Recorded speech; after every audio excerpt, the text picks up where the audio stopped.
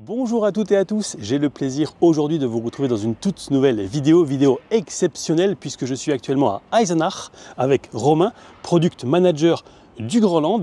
Et qu'est-ce qu'on fait ici? Eh bien c'est très simple puisque je vais vous emmener avec moi dans l'usine ici qui fabrique ce Grandland. Est-ce que tu pourrais dans un premier temps te présenter avant qu'on rentre ici s'il te plaît? Bonjour, je suis donc Romain Autra, je suis le responsable produit pour le nouveau Grandland et je suis heureux de vous retrouver ici à Eisenach où je vais vous montrer un peu les secrets de fabrication de ce nouveau Grandland. Allez, c'est parti! Parce que c'est une des usines les plus historiques qu'on a, qui a été inaugurée au début des années 90, où on a fabriqué beaucoup de modèles à fort succès pour la marque.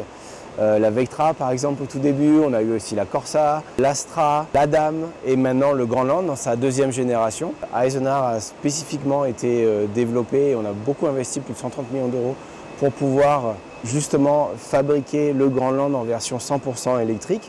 Donc on a mis en place et on a construit un tout nouveau battery shop qui n'existait pas avant. Mais aussi on a la capacité de pouvoir construire des véhicules à différentes énergies, donc l'électrique je viens d'en parler, mais aussi l'hybride et l'hybride rechargeable, tous les trois étant fabriqués sur la même ligne complètement indépendamment. Et ça montre vraiment la haute flexibilité de l'usine à pouvoir fabriquer ces voitures. Donc on se trouve ici à l'entrepôt en fait où sont livrées les pièces d'emboutissage qui vont servir à l'assemblage de la caisse du Grandland.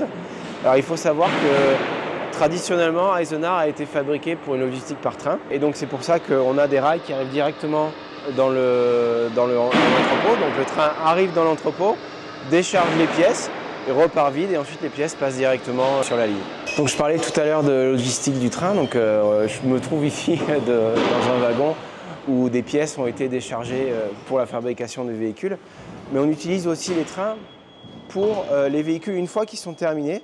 Donc on les met et on les sort du train et ensuite par train on les envoie et on les expédie partout en Europe, notamment en Angleterre, dans tous les pays européens et notamment aussi en Turquie. Donc ici ce qu'on voit c'est le magasin, donc là où toutes les pièces en fait, où une grande partie des pièces sont entreposées, où elles sont récupérées pour être apportées par les clercs sur la ligne. Donc on voit les machines ici qui ont des commandes un peu comme chez Amazon en fait, qui vont récupérer les pièces qui leur ont été demandées de récupérer, vont ensuite les déposer dans un endroit et ensuite un opérateur avec un clerc va les récupérer et ensuite les amener directement sur la ligne de montage. Il y a quand même pas mal de références. Oui, au global, on a à peu près 2500 références sur la voiture, sachant que ce n'est pas le nombre total de pièces qu'on a sur une voiture, puisque effectivement il y a des trucs qui arrivent déjà préassemblés par les fournisseurs. Donc en fait la voiture fait plus que 2500 pièces, mais ce que nous on a en référence à l'usine c'est 2500. C'est ici le point de départ, la fabrication du véhicule. Donc là on est en train de fabriquer les premiers modules de la structure. Donc on a plusieurs ateliers qui fabriquent plusieurs modules et qui sont ensuite assemblés ensemble. On assemble par exemple un module avant et un module arrière, donc qui sont vraiment l'assemblage de tous ces modules secondaires on va dire. Donc ça nous donne le résultat qu'on voit ici, donc ça c'est la partie arrière. De l'autre côté on a la partie avant et les deux ensuite se réunissent dans un autre atelier qui se trouve là-bas et où elles seront jointes ensemble et ça donnera la structure du châssis de la voiture. Alors on se retrouve ici dans ce qu'on appelle en anglais le body shop, donc c'est là où en fait on fabrique les caisses en blanc et donc en fait on voit ici sur la partie gauche le dessous de la caisse qui vient d'un autre bâtiment qui se trouve juste à côté, donc qui est amené jusqu'ici et c'est ici que le process de fabriquer la caisse, ce qu'on appelle la caisse en blanc, donc la caisse nue, commence. Donc on voit ici le convoyeur qui apporte la partie en dessous. Je parlais tout à l'heure de multi-énergie, ça se retrouve ici aussi, hein. Les dessous sont vraiment spécifiques à chaque motorisation. Donc là par exemple on a une version à batterie, donc la version électrique, un dessous de plug-in hybride ou un dessous d'hybride rechargeable, un dessous d'hybride sont complètement différents parce qu'évidemment l'implantation des batteries, des moteurs et tous les sous-systèmes du moteur sont complètement différents. Et donc là la machine vient récupérer donc, cette partie qui se trouve en dessous du véhicule, il la retourne et il commence l'assemblage des différentes parties de la structure qui sont soudées sur la ligne. Donc on se retrouve ici sur la partie où on installe le capot sur la voiture. Donc le capot a été fabriqué sur la station juste avant. Il est amené par le rail qu'on voit ici au-dessus. Ensuite un robot vient le récupérer. Bien le poser sur une station temporaire, on va dire. En fait, le but, c'est vraiment d'être sûr de la précision de l'assemblage et notamment de la position en fait, du robot par rapport au capot.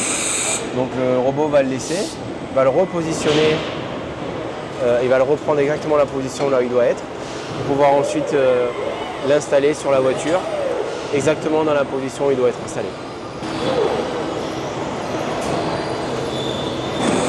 J'ai l'impression d'assister à une opération, c'est chirurgical. On a l'impression d'être le chirurgien, effectivement. Oui.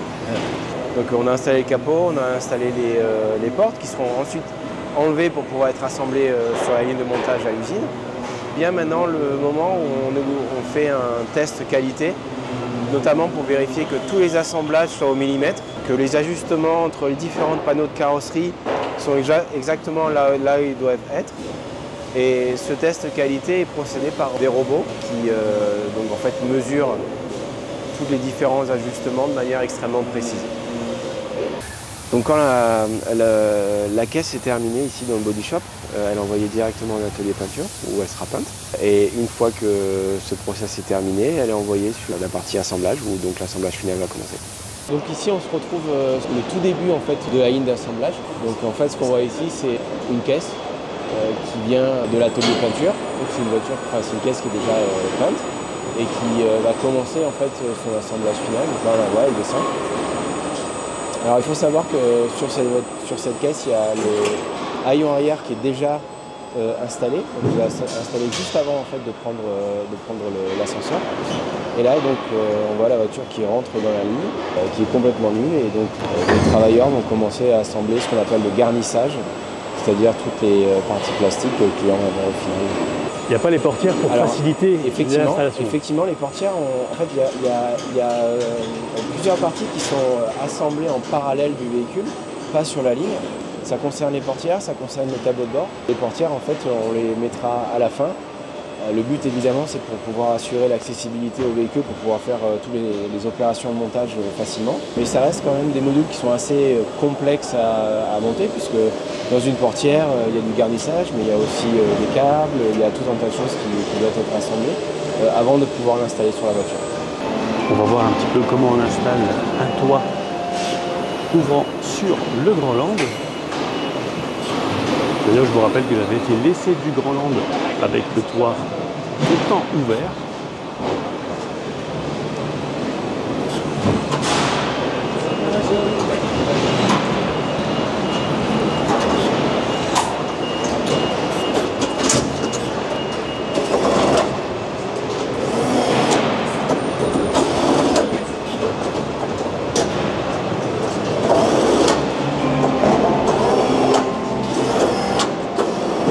Est toujours évidemment en mouvement.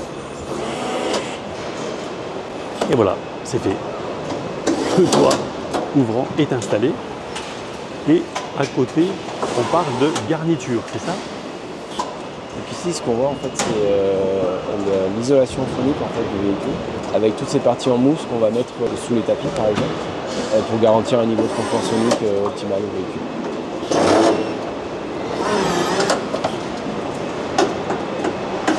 On se retrouve ici sur la partie de la ligne où on assemble les vitrages. Et donc en fait, c'est un montage de l'intérieur, évidemment. Donc on commence par le pare-brise et puis ensuite on va installer la ligne intérieure. Donc c'est un process qui est à la fois automatisé pour justement la préparation du vitrage, pour pouvoir amener le vitrage sur la ligne. Et d'un autre côté, c'est aussi une opération manuelle qui est donc réalisée par des collaborateurs sur la ligne. Une fois que le vitrage est amené sur la ligne, ce seront les opérateurs qui l'installeront sur la voiture. Et ça donc c'est la lunette arrière. Heureusement que le pare-brise ne fait pas cette taille-là.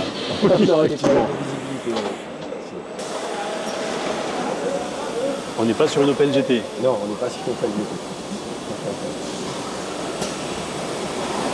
Même chose, donc ça applique la colle. Donc là on applique la colle, effectivement, du montage. C'est impressionnant la rapidité. Oui. Et la précision aussi. Ouais.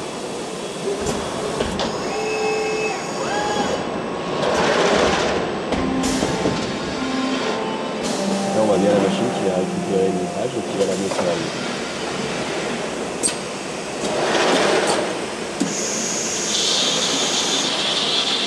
Suivante, voilà.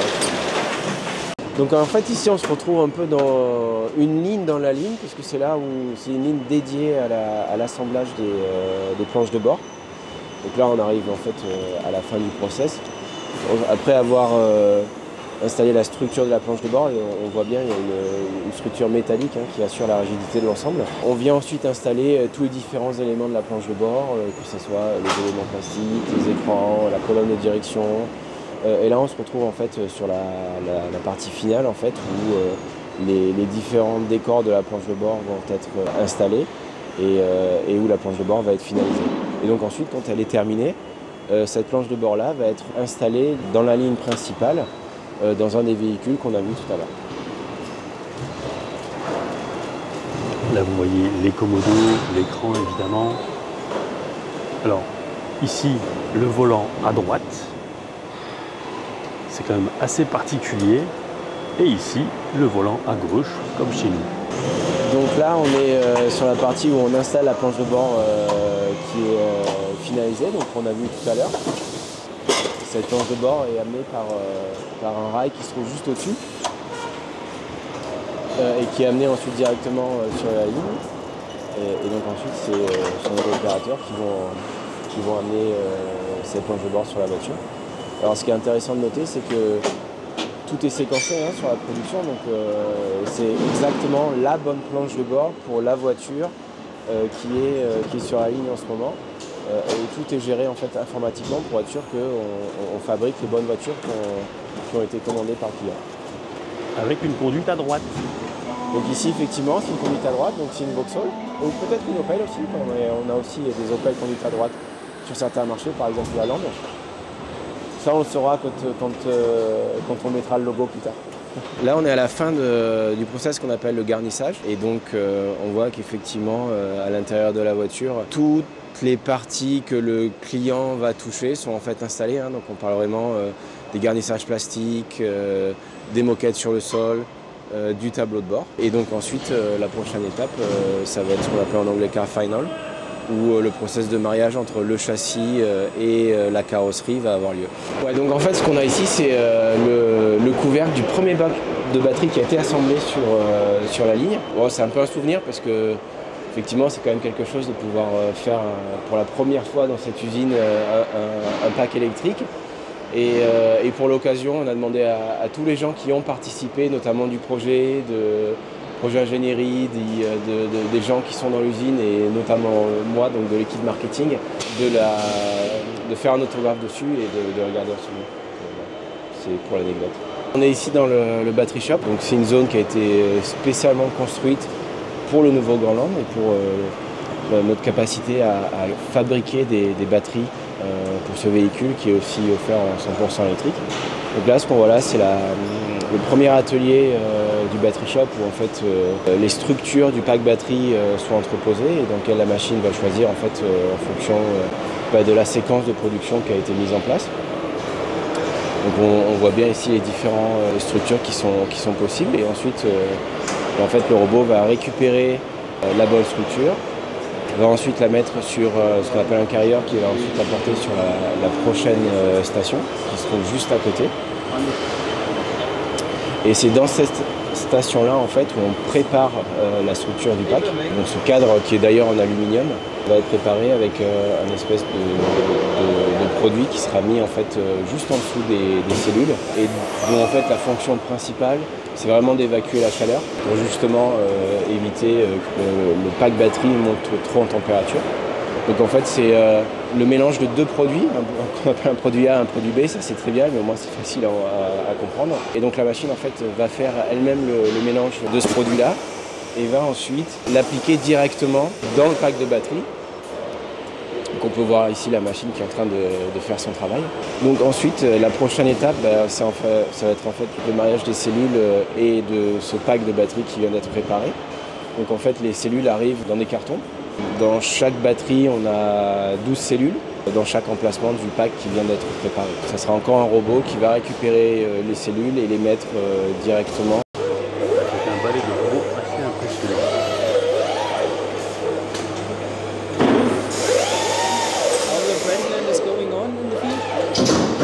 le résultat, on voit ici, c'est ça.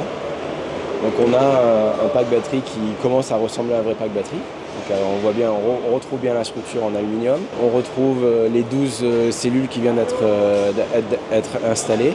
Et là maintenant on rentre dans la ligne d'assemblage du pack de batterie où là en fait on va donner vie au pack de batterie avec l'installation des câbles notamment de toutes les prises qui vont permettre en fait au pack et aux cellules de pouvoir communiquer avec la voiture.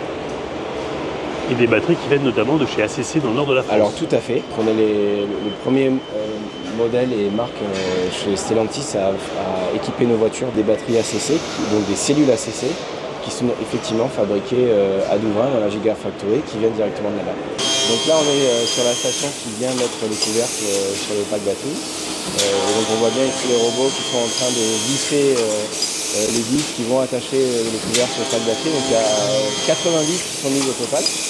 Et donc là, c'est l'avant-dernière étape avant la finalisation du pack batterie. Et au niveau poids de la batterie? Alors la batterie, elle fait un peu plus de 500 kg une fois montée et une fois assemblée. Ok. Alors est-ce que tu pourrais nous dire ce qu'on est en train de regarder, ce qu'on est en train de voir se déplacer, s'il te plaît? Alors là, ce qu'on voit, c'est en fait la dernière étape de l'assemblage de la batterie, où en fait, sur ce qu'on a vu juste avant, on est en train de mettre le couvercle, qui va définitivement sceller le pack batterie. Enfin définitivement, pas vraiment, puisqu'on pourra toujours l'ouvrir plus tard s'il y a un problème. Et donc ensuite on a un petit robot qui vient la récupérer et on l'amène dans une station où on va faire le test final, où on va décharger la batterie pour voir que tout fonctionne bien.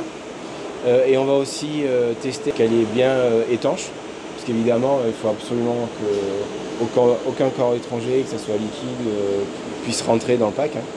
Donc on fait en sorte de vérifier que chaque pack qu'on fabrique soit bien étanche et c'est à ça que sert cette station qu'on voit ici. Okay. Donc là on se retrouve en fait sur la partie qu'on appelle le mariage, donc la caisse qui sort de la ligne d'assemblage garnissage qu'on a vu tout à l'heure et qui donc vient se marier avec toute la partie châssis qui se retrouve juste en dessous et donc on retrouve en fait le moteur, la boîte de vitesse, l'échappement et aussi toutes les liaisons au sol. Et c'est là en fait où finalement la voiture va devenir une vraie voiture. C'est presque là où elle prend vie. C'est presque là où elle prend vie. Pas tout à fait encore. Elle prendra vie à la fin quand on l'allumera.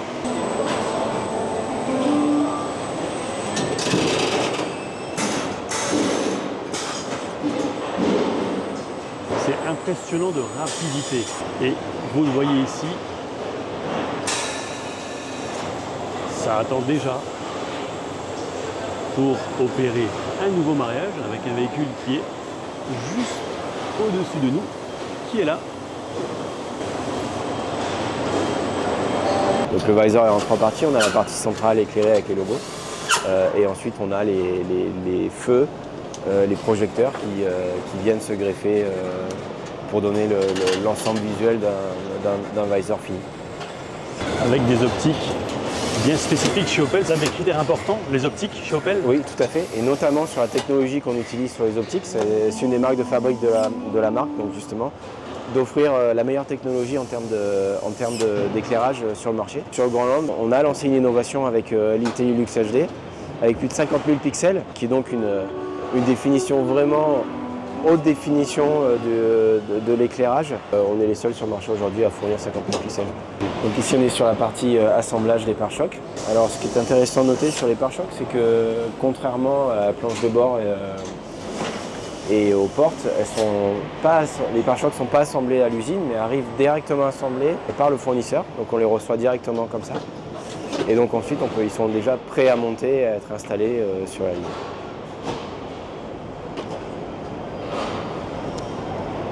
C'est d'une rapidité. Oui. Bon.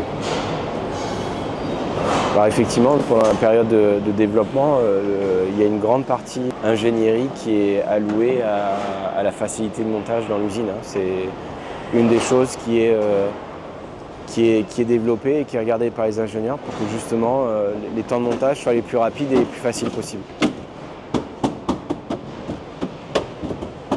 Et donc ensuite, chaque collaborateur va recevoir une formation spéciale sur la partie du véhicule qu'il doit assembler pour être sûr aussi que les temps de montage soient optimisés. Donc après les pare-chocs, on vient assembler les sièges.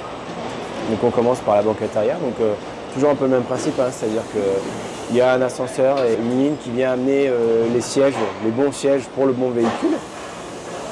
Donc ce sont des kits de sièges, hein, donc des sièges qui sont déjà préassemblés, donc on parle bien du siège arrière, de la banquette arrière et des sièges avant, des deux sièges avant. Tout arrive en même temps. Et donc on commence par assembler la banquette à l'arrière. Ensuite le chariot continue sa route. Et on installera dans un deuxième temps les sièges à l'avant, d'abord le conducteur et ensuite le passager. J'ignorais que les grelandes savaient voler.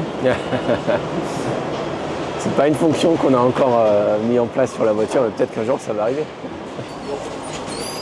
Donc on est ici sur la partie qui vient, sur la partie d'assemblage où on monte les roues. Donc même principe que pour les autres parties du véhicule, donc les roues viennent directement sur la ligne et sont assemblées par l'opérateur sur le véhicule directement. Donc ici la voiture touche le sol pour la première fois et c'est aussi le moment où la voiture est découplée de ce qu'on appelle en anglais son carrière, donc de la structure qui en fait porte le véhicule sur toute la ligne.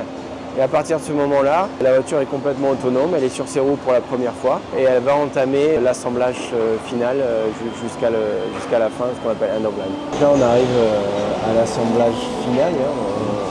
C'est vraiment la dernière partie de l'assemblage du véhicule. Donc là on a les portes qui arrivent, et qui sont ensuite... donc les portes c'est comme pour tableau de bord, hein. Elles sont assemblées sur une ligne spécifique et sont montées à la fin. Et donc on voit ici comment elles sont installées sur le véhicule. Donc il s'agit vraiment de la dernière étape d'assemblage, c'est les portes. Et la ligne étant arrêtée, eh bien, l'opérateur doit également patienter jusqu'à pouvoir installer la portière. Et voilà, la portière est installée. Donc voilà, la voiture est terminée. Ce qu'on va faire maintenant, c'est qu'on va mettre à jour tous les programmes qui seront dans la voiture, donc avec un boîtier électronique, pour faire en sorte d'activer toutes les différentes fonctions électroniques de la voiture. Ensuite, on va la démarrer pour la première fois. On va la conduire sur la partie qui est juste derrière, qui est en fait la partie qualité, où on va commencer le contrôle qualité de la voiture pour faire en sorte que toutes les fonctions marchent correctement, qu'on n'ait pas de dysfonctionnement et qu'on fasse aussi un test qualité physique, donc que toutes les parties soient bien assemblées entre elles, qu'on n'ait pas de défauts, que ce soit défaut de peinture, défaut d'assemblage et ce genre de choses. Donc on se retrouve à l'extérieur de l'assemblage et en fait c'est ici où on récupère les voitures, où on va tester qu'en termes de qualité tout est ok. Donc pour ça en fait on a une piste de test qui est spécifique et qui nous permettra de regarder si à l'intérieur notamment il n'y a pas de bruit parasitique, que la voiture se comporte bien. C'est en fait en gros un dernier passage qualité avant de pouvoir donner la voiture au transporteur. Voilà. On y va ? Allez. Donc là on rentre sur la piste d'essai. Premier test à 20 km/h, qui simule des pavés. Puis on accélère, 50 km/h. Là encore des pavés. Donc vraiment, hein, le but c'est de recréer une situation de conditions réelles. Donc là on arrive, on accélère. Freinage. Pour vérifier qu'aussi en termes de freinage, pas de bruit suspect. Là on est dans une section à basse vitesse également, qui simule une route en très mauvais état. Ou de Belgique. Une route de Belgique, exactement. Les gendarmes couchés.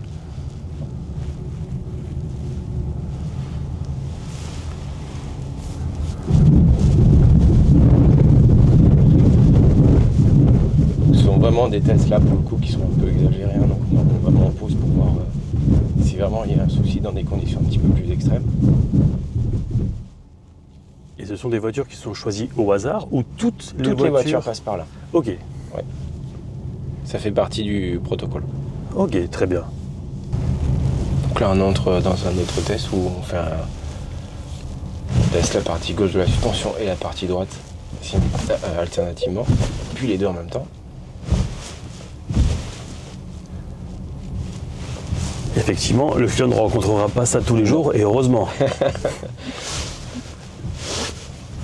Et justement, en faisant ça, en faisant ce qu'on appelle en anglais des stress tests, ça nous permet d'assurer le niveau de qualité de la voiture. Donc là, on rentre dans un rond-point.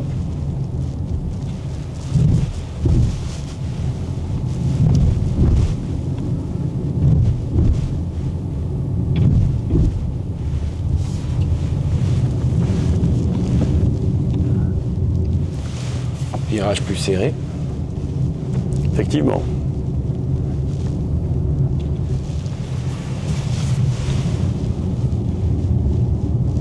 J'en profite pour dire que le Grandland a un très très bon rayon de braquage dans la catégorie d'ailleurs. Qui est de 10 mètres 1 et qui en fait une voiture très très maniable en ville. Et dans les parkings. Et dans les parkings.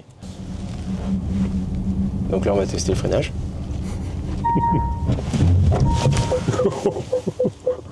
Donc la EBS marche bien. Oui, en effet. Donc effectivement c'est les tests de freinage automatique d'urgence. Donc là on teste une rampe.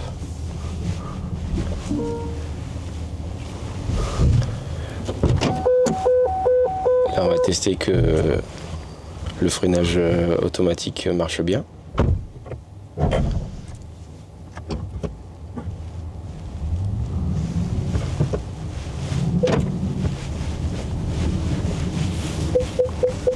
Et pareil en descente.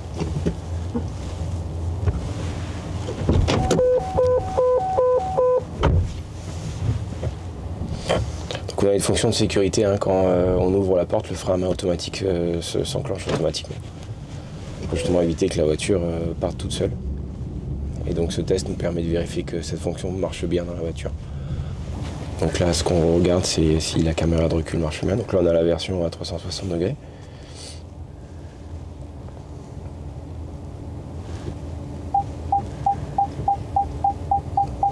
Ainsi que les radars de recul. Alles gut.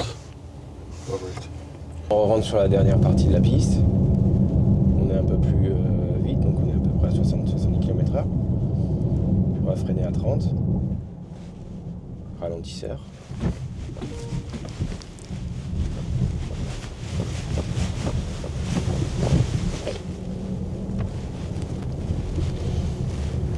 Finish. Et voilà, on a finalisé le test. Ok.